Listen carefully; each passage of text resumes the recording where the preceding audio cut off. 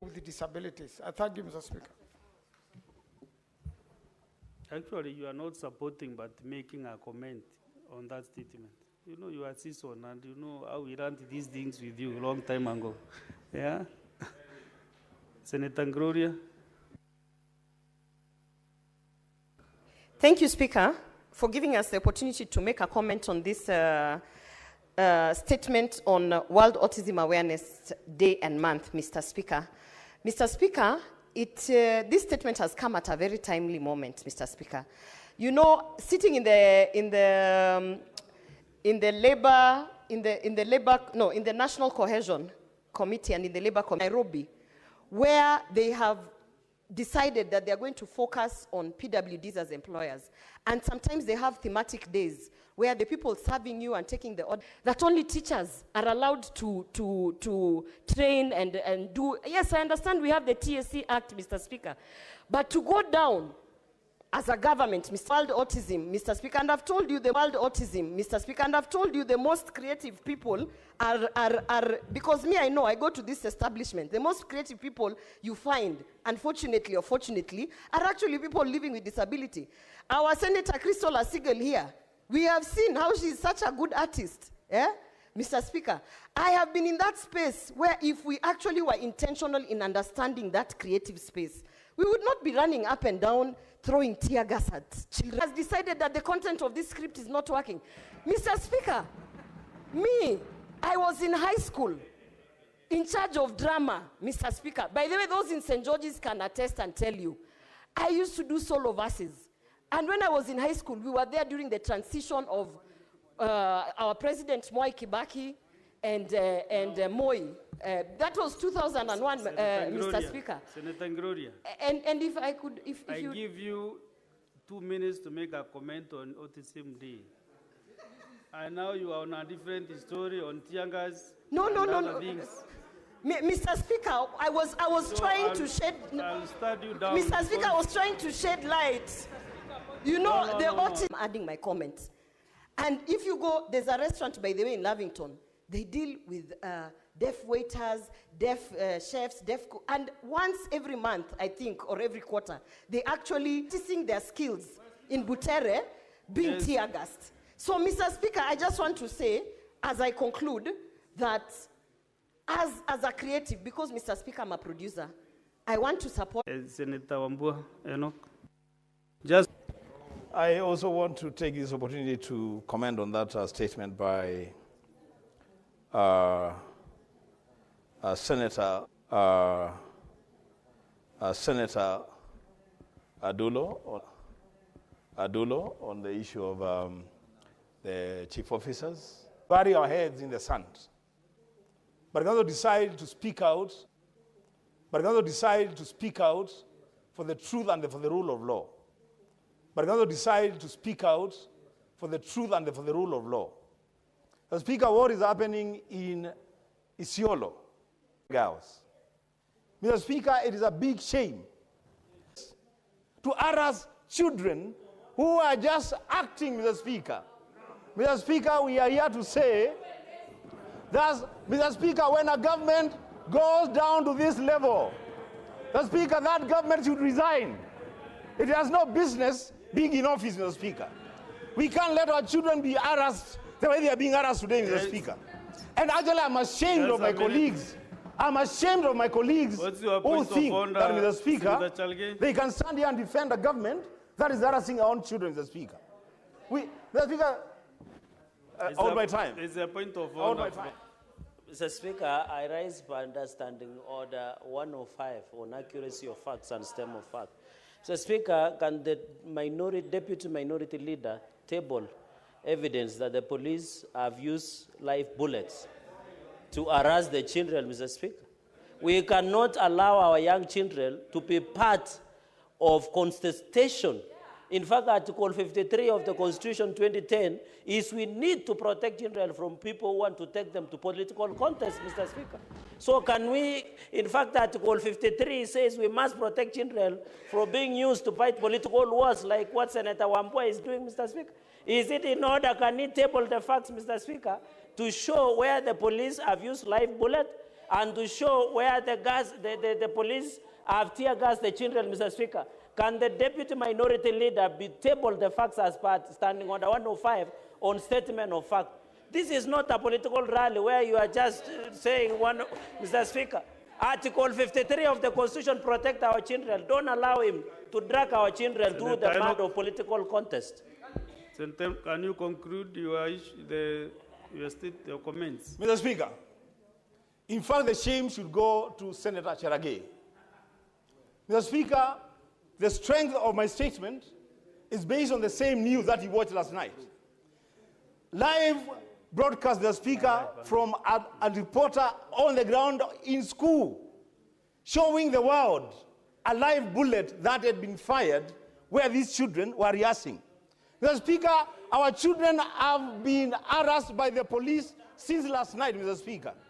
And we are calling on this government, Mr. Speaker, if it cannot protect our children, this government should resign. That's what we are saying, Mr. Speaker.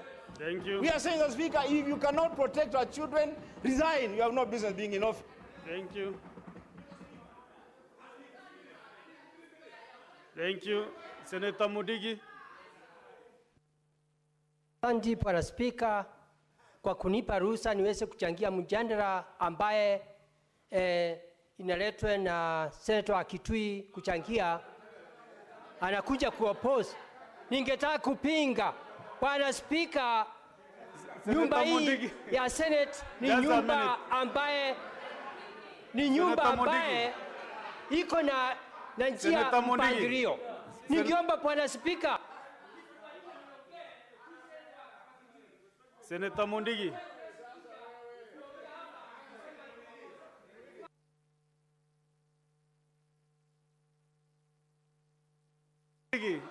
Have your seat.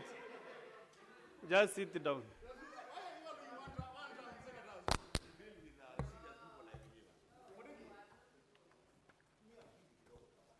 Order, senators.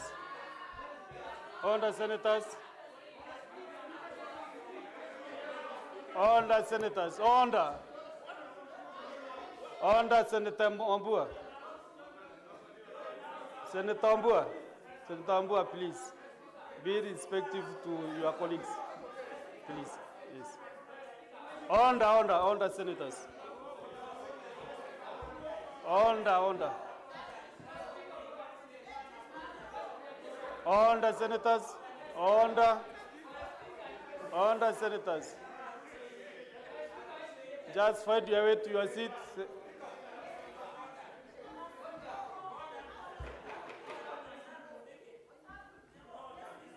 Order, senators.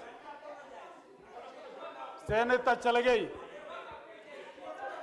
Senator Cherargei, just order. Senator Cherargei, are you the one managing this house? Why are you making noise? You risk going out right now. You cannot direct me on what to do. You cannot. Oh, you are cool.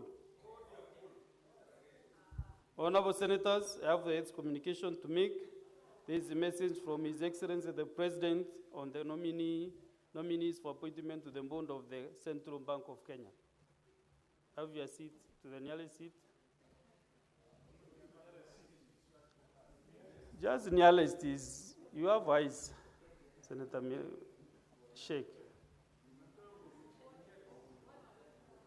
Honorable Senators, I have a message to communicate from His Excellency the President regarding nominees for appointment as members of the board of the Central Bank of Kenya.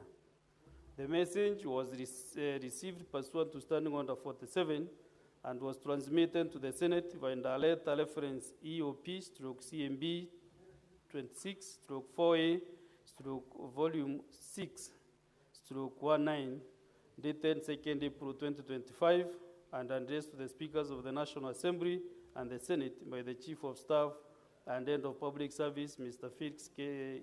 Kosgei. Pursuant to Standing Order 47(1) of the Senate, I shall now report the message to the Senate. You are most graciously notified that His Excellency the President, as in exercise of the constitutional prerogative vested in the hand of state and government made nominations to the membership of the Central Bank of Kenya. The presidential action is pursuant to Section 11(2) of the Central Bank of Kenya Act 491 Laws of Kenya, which states the chairperson and director shall be appointed by the president with the approval of parliament. In that regard, and in accordance with Section 5 of the Public Appointments Parliamentary Approval Act, Chapter 7F of the Laws of Kenya, kindly be pleased to receive the nominees for appointment as members of the board of the Central Bank of Kenya for consideration by Parliament. 1, FCPA Sophie Moturi. 2, CPA Abdullahi Mohamed Habdi. 3, Ms. Beatrice Kosgei. And 4, Mr. David Simpson Osawa Owol. To facilitate the consideration and approval process of the August House, we are pleased to provide Certificate of Presidential Nomination number 4 of 2025, along with the curricula vitae and testimonials of 4 nominees. In light of the Central Bank of Kenya's crucial role in formulating and implementing monetary policy to achieve and maintain price stability, Parliament is kindly requested to prioritize the consideration of these nominees. Honorable Senators, Section 11(2) of the Central Bank of Kenya Act provides that the chairperson and directors appointed under paragraph D of subsection 1 shall be appointed by the President with the approval of Parliament and shall hold office for a period of 4 years, but shall be eligible for reappointment for one further term of 4 years. In relation to this, Section 3 of the Public Appointments Parliamentary Approval Act states that an appointment under the Constitution or any other law for which the approval of Parliament is required shall not be made unless the appointment is approved or deemed to have been approved by Parliament in accordance with this Act.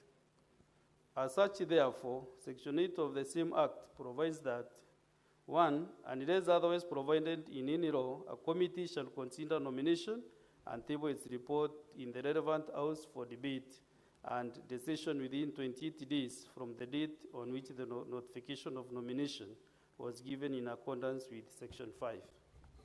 And 2, at the conclusion of an approval hearing, the committee shall prepare its report on the suitability of the candidate to be appointed to the office to which the candidate has been nominated, and shall include in the report such recommendations as the committee may consider necessary. Honorable Senators, the period on the matter that is now before Parliament starts running upon the speakers of the Houses of Parliament committing the names of the nominees to the relevant committees in the Senate and the National Assembly. Standing under 77(1) of the Senate provides that upon receipt of a notification of nomination for appointment for a public office under the Constitution or any other registration which requires approval by the Senate, the nomination shall stand committed to the relevant standing committee for consideration. Standing under 77(1) of the Senate provides that upon receipt of a notification, this being the case, the message from His Excellency the President, together with the curricular veto of the nominees, stands committed to the Standing Committee on Finance and Budget for approval hearing. The committee is required to hold the approval hearing jointly with the Departmental Committee on Finance, Planning and Trade of the National Assembly in accordance with the provisions of the Central Bank of Kenya Act, the Public Appointment Parliamentary Approval Act, and the Standing Orders of the Houses of Parliament. But 26 joint committees of Parliament of Senate Standing Orders and the corresponding part of the National Assembly Standing Orders shall apply during the approval hearing. I direct the committees to expeditiously consider this matter and to table a report thereon within the stipulated timelines. I thank you.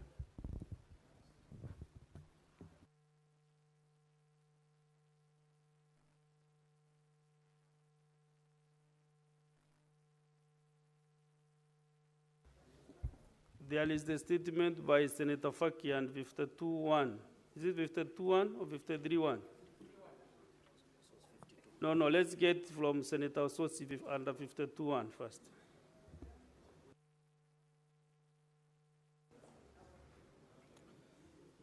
Mr. Speaker, I want to make a personal statement on the life and legacy of Professor Philemon Fundi Indire.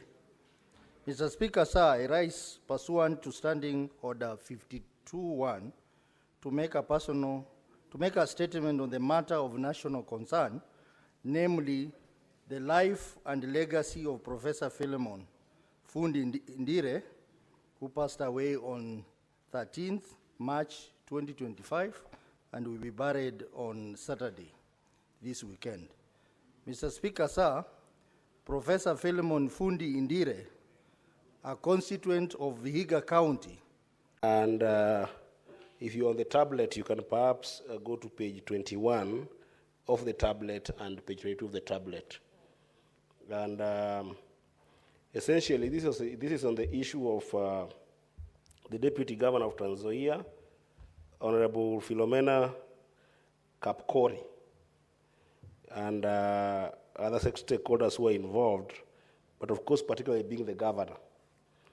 And Mr. Speaker, the Deputy Governor had reached out to IBEC, of course, through the Deputy President, which that letter was then copied to this House through the Speaker of this House.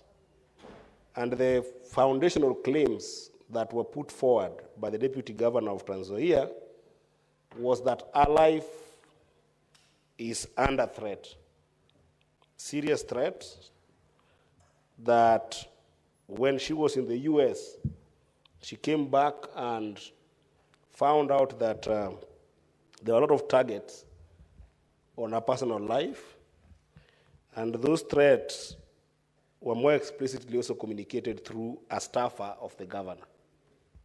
And therefore, she was seeking for an intervention that could give her reprieve. Yet, in the observation of the committee, Mr. Speaker, the first observation of the committee is that there was a simmering rift between the governor and the deputy governor, even though both of them did not indicate explicitly so that they have a major conflict between them. The second observation that the committee made, insofar as the report is concerned, because I want to confine myself within the data of the report, is that the work of the deputy governor had significantly been impacted by the communication breakdown between her and the governor. So there's an issue of communication breakdown. The governor and the deputy are saying they don't have dispute between the two of them, but the committee is observing that there is a serious communication breakdown between the two. This is the deputy who constitutionally is supposed to assist the governor in executing his mandate or a mandate, but yet they are not communicating. So it behooves me to conclude that in that lack of communication, whether deliberate or otherwise, indicate there is a conflict. The third observation, Mr. Speaker, is that there is an ongoing rift between the governor and the deputy, that the ongoing rift between the governor and the deputy is fueling ethnic animosities among the communities in Nzoia County. Mr. Speaker, this is not a light observation.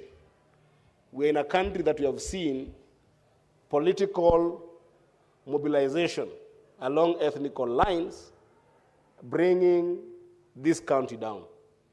We have observed in 2007, when there was political tension on a rigged election, or rather claimed rigged election, Mr. Speaker, leading to tribal clashes the magnitude of those clashes we still remember up to today, Mr. Speaker. Mr. Speaker, I think it will interest you to know that the governor of Nzoia, Governor Anatembea, comes from the Luya community. And the deputy governor, Philomena, comes from the Kalenjin community.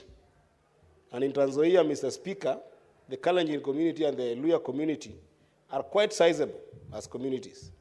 So if this conflict is bringing some tribal animosities that the committee of this House has observed, I don't think you can waste this hour's time not discussing the depth of that problem.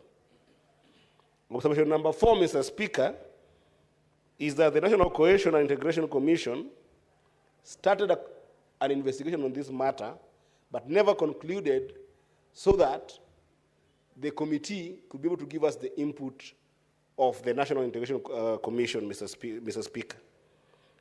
Now, Mr. Speaker, you've heard me complain here a number of times that National Cohesion and Integration Commission, among other independent commissions that are supposed to do oversight role or execute in terms of dealing with issues that dealing with issues such as corruption, like EACC is supposed to deal with, they never get anywhere with these issues. And what that observation tells you, Mr. Speaker, from the committee, is that it is this House that then must conclude the problem that we are seeing in Nzoia. We cannot leave it to the National Cohesion and Integration Commission or otherwise any other external commission hoping that they will address the issue.